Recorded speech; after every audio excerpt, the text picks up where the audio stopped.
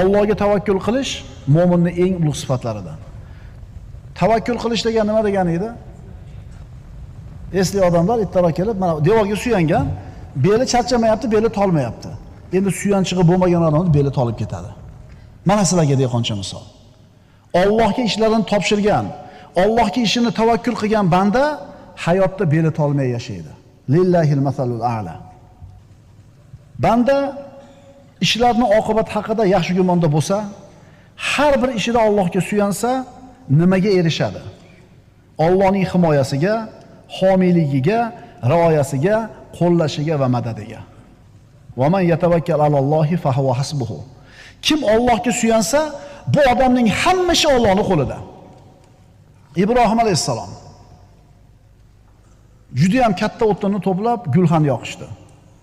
Ibrohim alayhisalomning oyoq qo'lini bog'lab o'tga